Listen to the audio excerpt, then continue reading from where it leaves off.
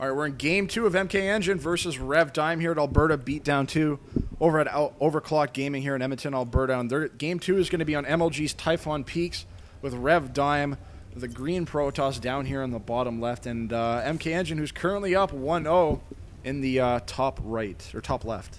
I'm actually very excited to see how these two players are going to play this map again. They are very heavy macro players.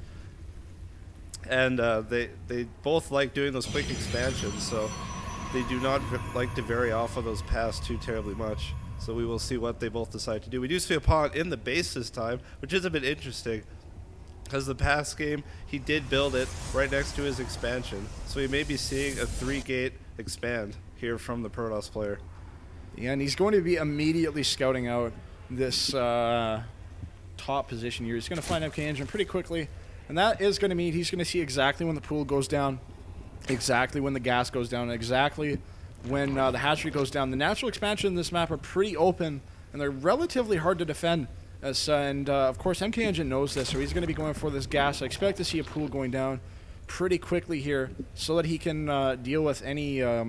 So he has something to deal with any threat on his natural expansion early in the game. Yeah, xSixMkengyn does go for that fast gas again. He really, really does like that build because it keeps him nice and safe in that early game. And we do have the Protoss player building a simulator here, so we definitely still might be seeing that sentry first into the 3-gate expansion. And again, Dime's going to be doing a pretty standard Protoss opening right now. We've got the pylon coming down right around 16 or 17 supply, the gateway. Going to see Cybernetics Core pretty quickly here. Nothing out of the ordinary whatsoever out of the Protoss player, and I definitely do expect to see xSixMkengyn. He's going to save up 3 larvae here and then pump out 2 batches of Zerglings and a single drone. Yeah, and as soon as that spawning pool is done, we will be seeing him get this Ling speed, starting a Queen, and getting 4 Zerglings to kill that probe from blocking his expansion. We do see the Cybernetics Core, which... Yeah, I screwed up. Go. Well, Cybernetics Core is over here. He's going to be setting up a pretty good wall here. Definitely wants to go for a more safe opening because, again, the natural expansion is so open. There's really no way that you can set up a really strong SimCity here or just block off some of the chokes. You can try to wall here, but then your opponent still has the ability to run through down over on the bottom or break down several different sets of destructible rocks to circumvent your defenses.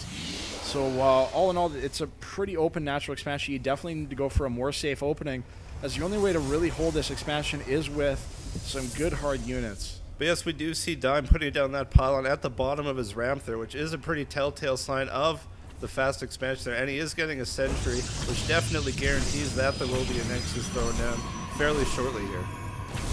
And he really wants to take down the supply depot here. We got the sentry sitting right on top of it, and then he's just unleashing. And this supply depot is going to go down. So hype right there. I cannot believe what we are seeing. The supply depot getting taken down is absolutely amazing. Meanwhile, back in things that are actually important in StarCraft 2, we've got a probe making his way back into the base of xSixMkengyn, trying to get a little bit more scouting information, but speed is just about to complete, and there is creep there, so the probe not going to be able to get that much information. If we take a quick look at what Dime has actually seen out of xSixMkengyn so far, he hasn't seen the pool. He doesn't quite know exactly what the timing was, and he doesn't know that there's a Roach Warren on the way here, although... Again, like we saw last time, he's well aware of the fact that xSixMkengyn is a player that does favor the roaches in the early game.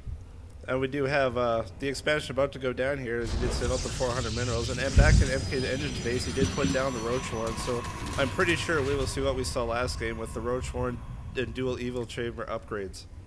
Yeah, we saw both of the players playing a little bit of footsies there. Dime threatening to attack those Zerglings, and xSixMkengyn just threatening to do a run-by if Dime overcommits to that fight. And it's just kind of a quick back and forth, but xSixMkengyn decides to loosen his grip a little bit, and now Dime has a pretty good wall up. It's going to be pretty hard for these Zerglings to really do anything but a pretty small amount of scouting information. They're going to see two gateways, and basically what is in the armed composition of Dime right now. He's going to be taking down these destructible rocks, and this is a really interesting play, as it kind of shows that he might be gearing up for a rush here. We see him, yeah, he's definitely going to be going for a rush. He's going to be breaking down both of these destructible rocks, completely cut drone production, and he's just got nothing but overlords and roaches on the way. Yeah, I'm pretty sure since he took that first game, he's going to play a little bit different here and try to go for maybe some kind of a little all-in attack. And yes, I do really like that wall by Dime, as it does stop, as it does shorten the choke quite a bit in that front area.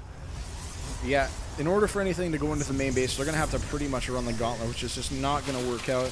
But this destructible rock is just about down, but there is a pro making his way across the map, and the Overlord's not quite in position to see that, but MKEngyn was able to pull these roaches off in time. And the question is, does Dime actually click on this destructible rock? Does he see its life bar?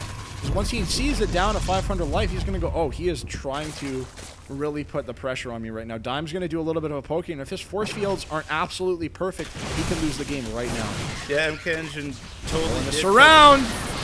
The Zergling's going to be able to get in there right now. Roach is not quite able to squeeze through good force fields. And the Zerglings are just not quite able to get in there and deal the damage they need. But MKEngyn has done what he needed to do, which is drive Dime away or kill his army off entirely. Now he can continue breaking down these destructible rocks and going in for that same all-in attack that he was gearing up to do just a few seconds ago. Yeah, he totally stopped drone production. There was no layer tech even started yet. He is throwing out an evolution chamber to maybe start on the +1 missile attacks. But right now, Dime is really going to have to buckle down here and try to defend this. If he does, he will be quite far ahead, and I think he will be nice and safe to take the third.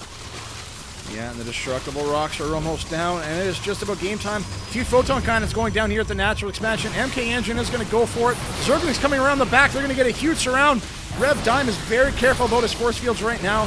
He has to keep these sentries alive. He has to keep these roaches out of his natural expansion. We can see the APMs of both these players absolutely skyrocketing with MKEngyn playing almost 400 APM in real time as StarCraft 2 is a little bit faster, and Dive immediately calls a GG, realizes he cannot come up. Very quick series there for MKEngyn, taking it 2-0 over RevDime. Cannot come up with the forces he needs to hold that attack off.